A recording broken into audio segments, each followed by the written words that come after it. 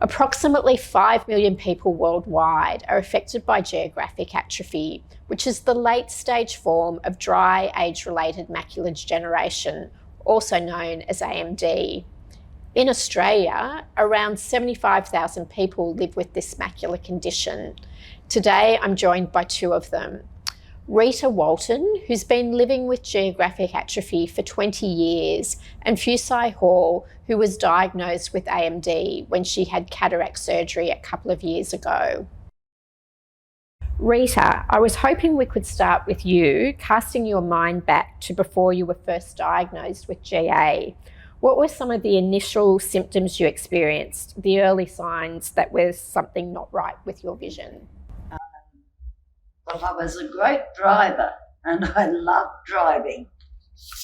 And I started to notice black cars were disappearing and I was getting very wary on the road.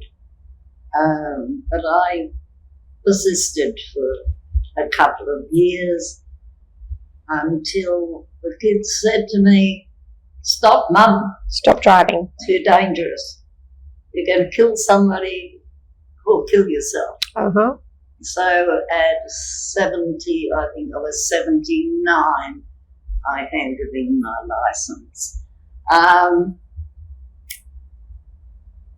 That was hard to give away that part of my independence because I used to drive to the Central Coast to visit my mother and father, take the kids camping them to a caravan we had down the coast.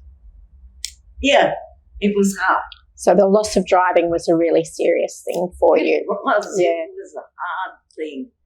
And even the kids, when I'm in the car with them, I'm forever driving from the passenger side. What's that? What's that? Mm-hmm.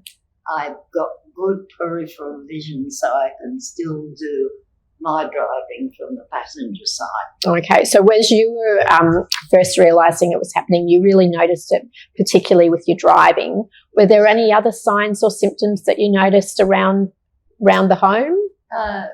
No, I wasn't aware of it myself, but I saw it in my younger sister who developed it long before I did. Mm-hmm. So I think I was denying in myself not caring for her right when I was with her. And it does tend to run in families as well. My mother had the touch of it before she died. Betty lost it very early. She died at 84, and I think she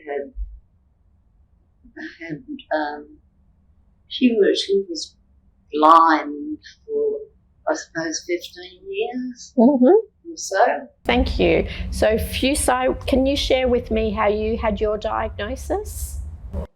I had no knowledge, or I didn't know I had macular vision disease because everything looked normal to me until my ophthalmologist told me about dry macular disease. And the reason was, even now, everything looked normal.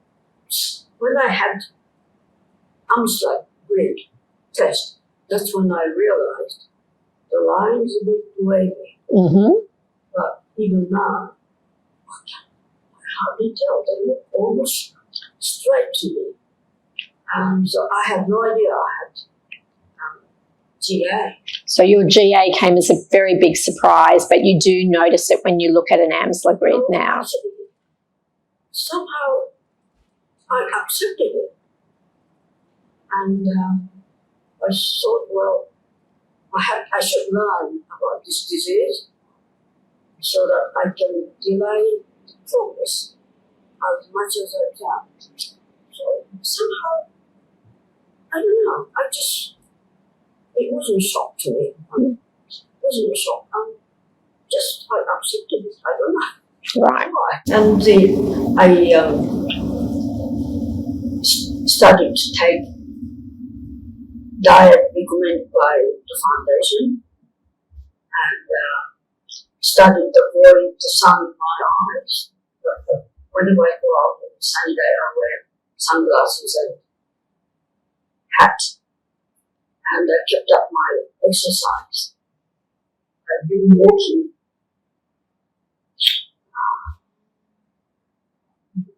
nearly 16 years.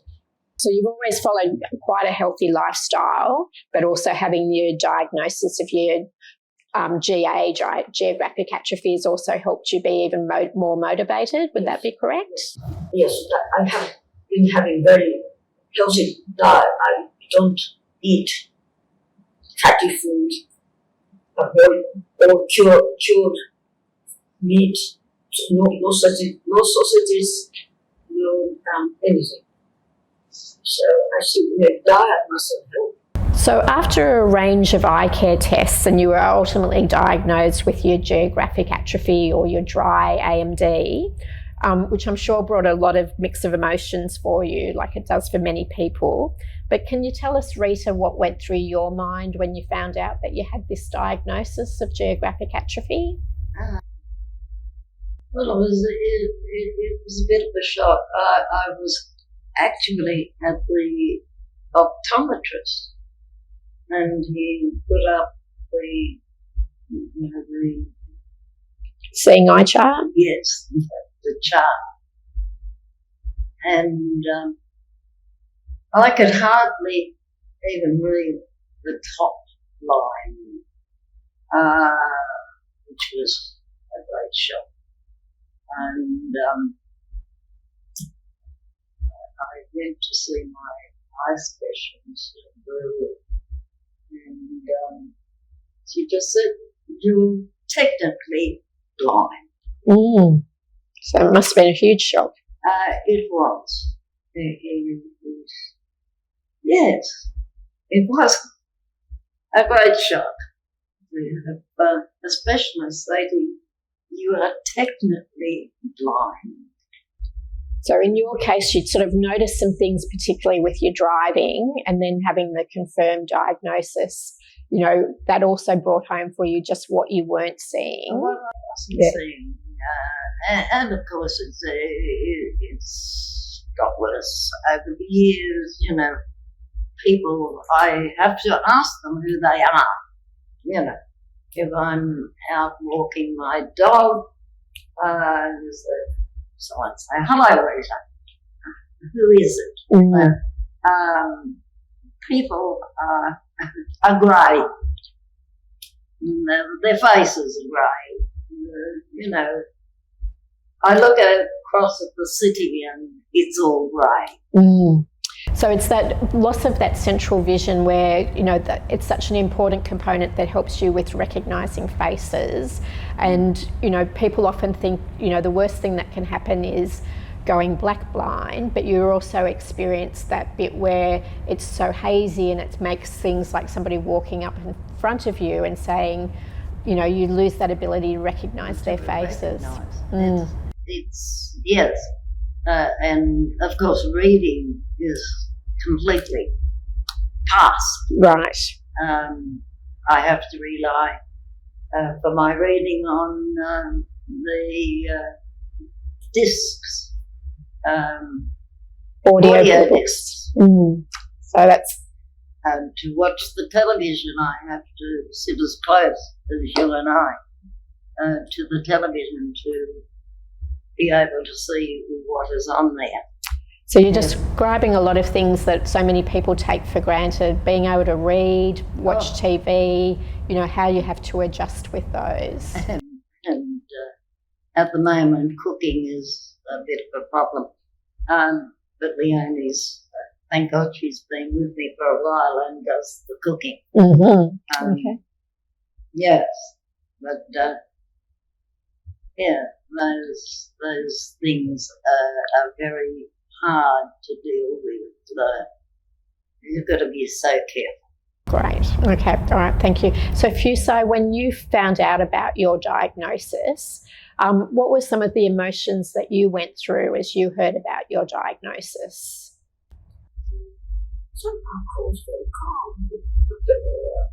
I just, I thought I have to find out about this disease so that I can be independent of my own. Mm-hmm.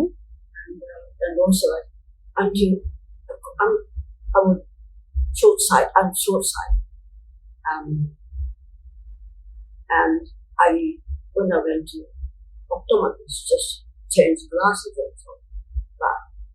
But after I was told I got GA, I decided I'll check with my eyesight with my optometrist every 6 months and go to also. For some reason, he said I see if I see him once a year, that's enough for me. So that's what I was doing.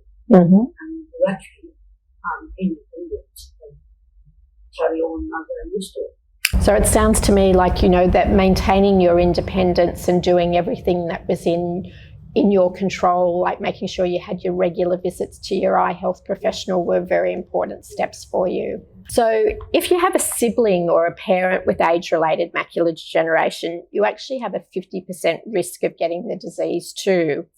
Have other members of your family been impacted by GA or a macular disease condition? So Rita, I believe it runs in your family. It does. My mother had the start of it.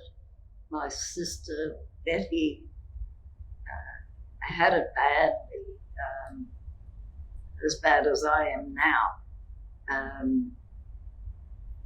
My 2 brothers were on the verge of it, Mm-hmm. but they passed away before it got too bad. Mm-hmm.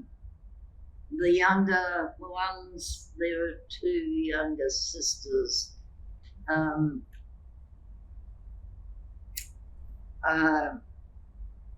I don't know. One lives up in Queensland and I don't have much contact with her. And one is in the Central Coast. And she's having problems, slight problems. She does have one of those light things to read things now. So it's running through our family. Right. And do you worry about it for your children? I know you have a very big family. I do. I have 6 children living, and so far they seem to be well. Leonie wears glasses. I think Stephen, the oldest boy, has glasses for reading things. The younger ones, 2 young boys, Kathy's all right. She has glasses for reading. Anne-Marie has glasses for reading.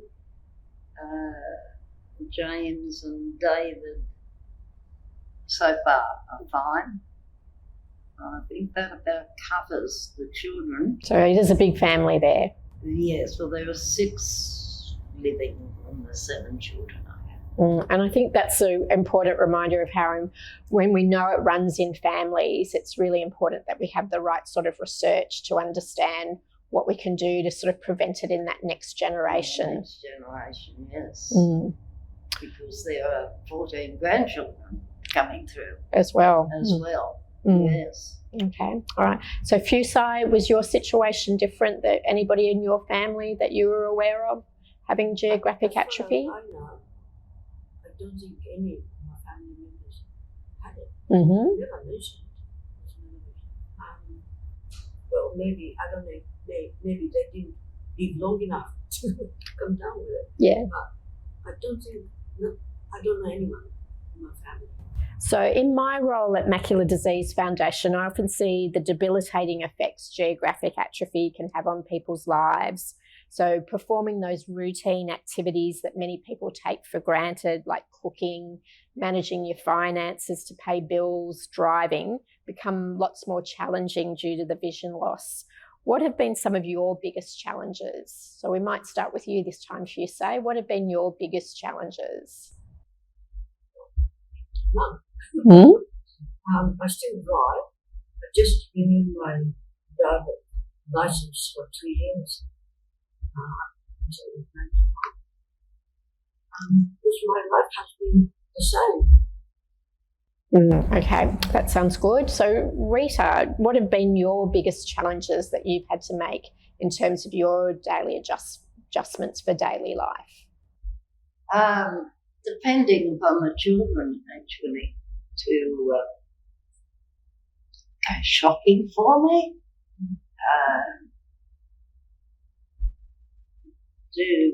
I've got to have cleaners come in once a week to really go through the house. Leonie says, when I wash up, I'm not doing a good job. So there are things that I've got to feel things to make sure I'm doing them properly. I still get out in my garden and look after my little garden and sweep my backyard and clean up the leaves. But I have to rely upon the children for shopping and maybe cooking for me at the moment. So it's really about, in your case, with your vision being impacted, about asking for others for help. And you've also, sounds like you've been using some of your other senses like touch to make sure things are getting done. Yes. Yes,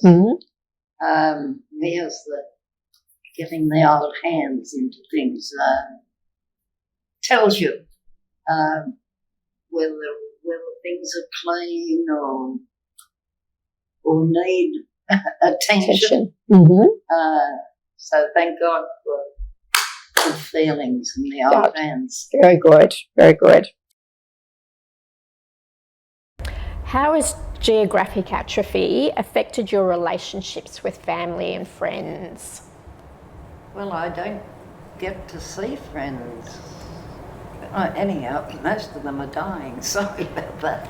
They're all passing away.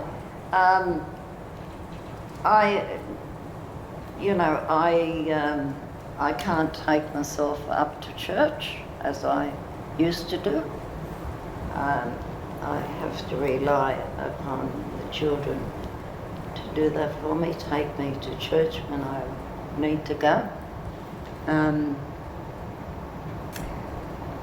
I rely upon my sons to come and mow my lawn and put the garbage out and things like that for me. Other than that, I try to do as much as I can. Keep going. Use the legs, walk the dog, talk to anybody in the park, just to have conversation with neighbours if I come across them. Keep a check on what's going on around the place.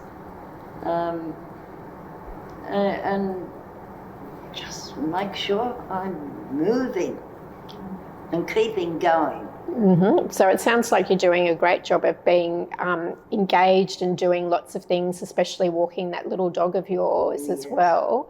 But it also sounds like your geographic atrophy, stops you from being able to do a lot of the things you've enjoyed as easily as before. Would that be fair to say? That's true, yes. Where I could read a book and enjoy that, there's something I can't do anymore. I can't even read the letters that come in from council and things like that. And, everything has to be paid direct debit. I can't deal with bills coming in. And I can't always rely upon, getting the kids in to deal with these things. So, yeah, I've attended to those things. So most things, all the bills are paid direct debit. And that's, that's how I deal with things. Yeah, so it sounds like you've found a lot of different workarounds, like paying your bills by direct debit. But again, it's that loss of your vision has affected your way of being able to do that. Oh, yes. Oh, yes. I loved my independence about dealing with all my own finances and things. Now, I'm waiting for my son who says, we have to start getting arrangements made for this, that and the other. And, what do they call it? When people are taking charge of your finances, what do they call it? Helping to manage like the guardianship or... Yes, that type of thing. It's in the pipeline. I'm not rushing it. No. I still want a bit of independence. Oh, good for you. Good for you. So we'll talk now a bit about the mental health and the emotional journey of having geographic atrophy. So I think it sounds like there's some feelings of frustration and helplessness that can be result from your vision loss, and it can have a big impact on people's mental health. And we often hear at Macular Disease Foundation about people living with vision loss who've had a higher risk of developing anxiety or depression. How have you coped with the emotional impact of geographic atrophy? I don't stress out. I really don't. This is the way it is. I deal with it. I'm not going to get mentally stressed about it because there's nothing I can do to change it. Just get on. Do the best you can. But don't get all tight about it. It's just not me. Mm-hmm. Okay, so it sounds like things that are not within your control, you really think about that and then don't let that get you down. Absolutely. But do you think for other people, when they find out their vision's lost and they're not able to do as much, that it could have an effect on their mental impact, mental well-being?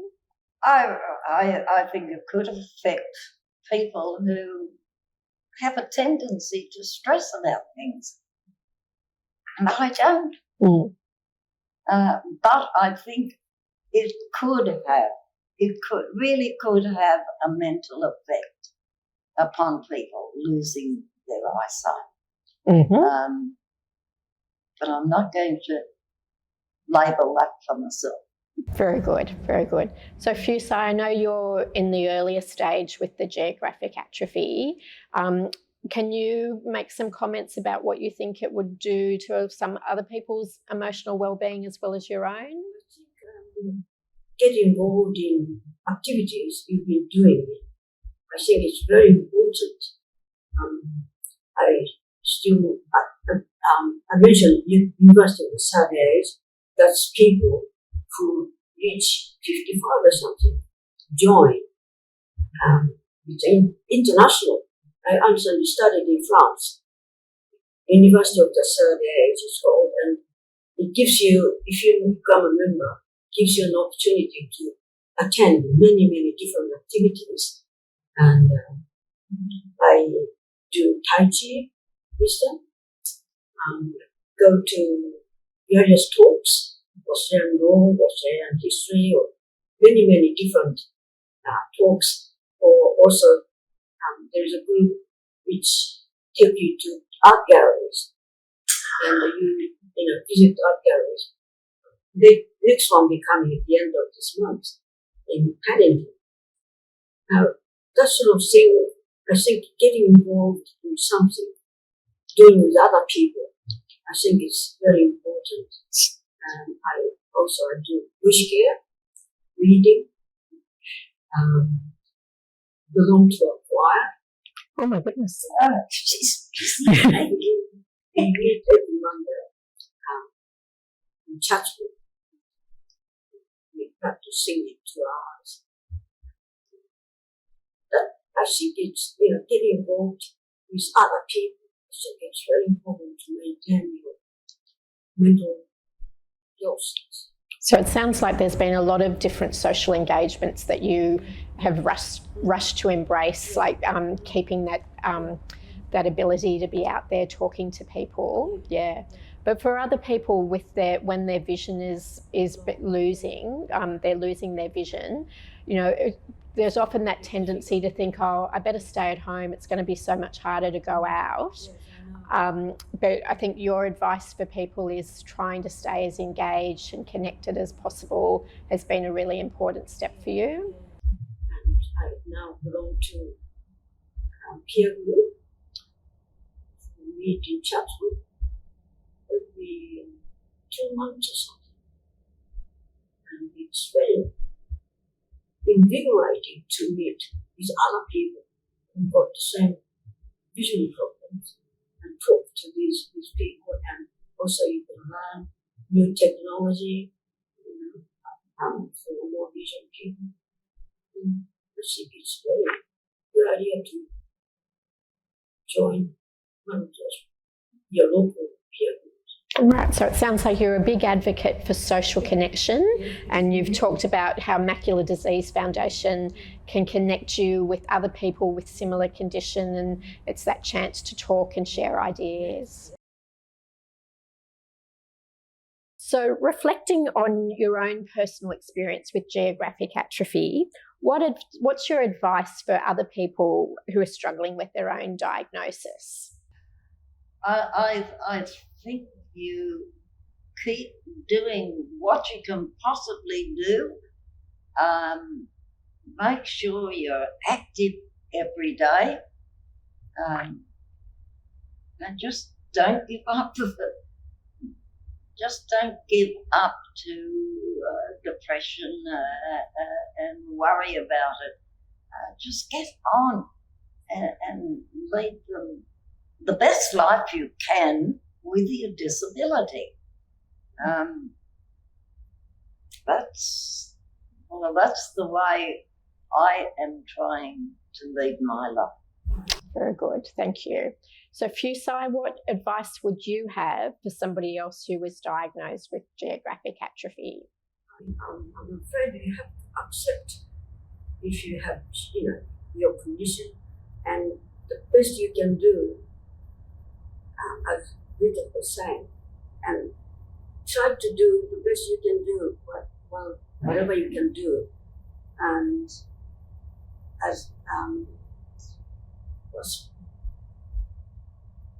I suppose it's become very depressive, but as I said earlier, joining the peer group is one of the very positive things people can do. Mixing with people with the same problem, and talking to these, exchanging ideas, it's very uplifting. Right.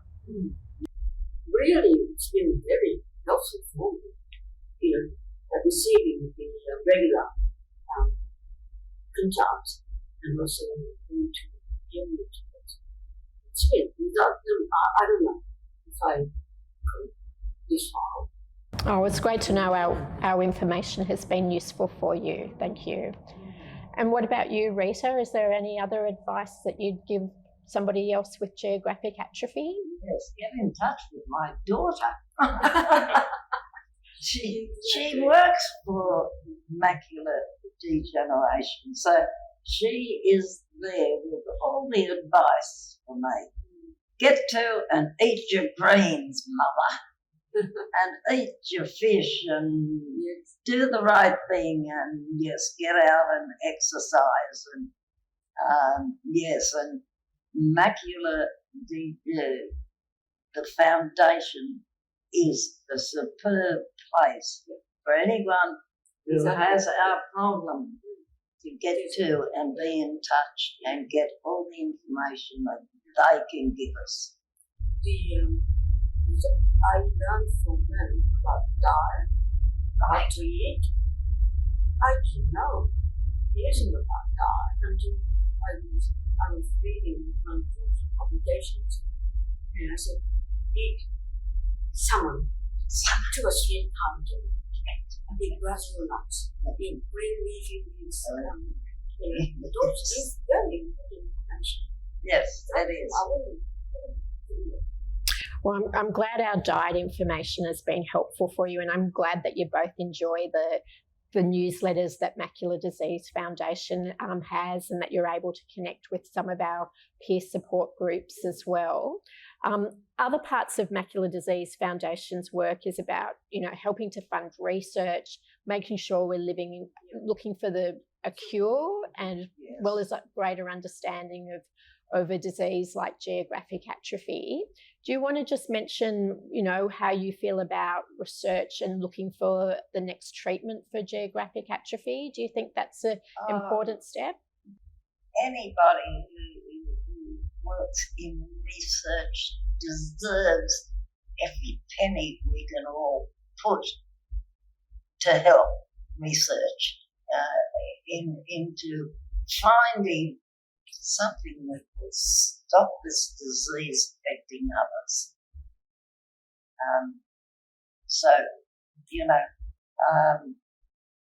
I shall write a check and send it in with Leonie just to help with this research, which is anybody who's in research deserves every penny we can put to help. Yes, exactly. To help find the cure if we can. And are you hopeful that there will be a cure or a new treatment for a condition like geographic atrophy? Who knows? Look, all I can hope is that in the future there will be a cure and others will not have to suffer losing their sight. Okay, so Well, I don't know how long it will take, but maybe I'm not be one of those who get benefit, but I think it's very important for you to do research, It's really, especially dry macula, there's no cure. No. So if there is something found, it'd be fantastic. It would be. yeah, so for the wet form of age-related macular degeneration, there's been treatments that have only been around for about 15 years, so they're relatively new. But geographic atrophy is the one at the moment where there isn't actually a treatment available. We know that things like diet and physical activity are important, but we really are very hopeful that there might be treatments available in the near future. Yes. Yeah. See, I understand it can from, if you have, at the moment you have dry type, and then it can change to wet, is that right? All of a sudden. So with the different forms of macular degeneration, there's the wet form and there's also the dry form. So some people can develop both types. Some people might only have one. At the moment, the treatment is there for the wet neovascular form, but other people who have the dry, and we know that's about 75,000 Australians are currently living with that condition, there isn't actually a treatment there available. 75,000, that's a shocking amount of people, isn't it? So a lot of people and we know that macular degeneration is the biggest cause of blindness and vision loss in Australia. Thank you for joining me today, Rita and Fusae, and for helping raise awareness and understanding of geographic atrophy through your own experiences. People living with GA and their caregivers need more support and resources.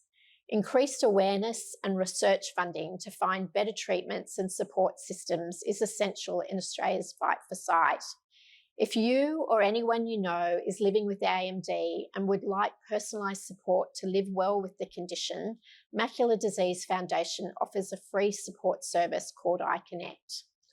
iConnect will provide you with the health information and guidance that you need to confidently manage your condition.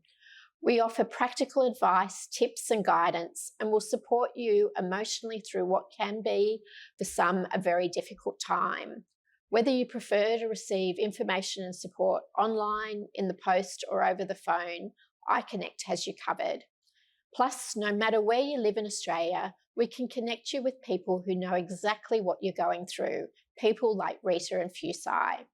To learn more, please go to our website or call our helpline on 1800 111 709.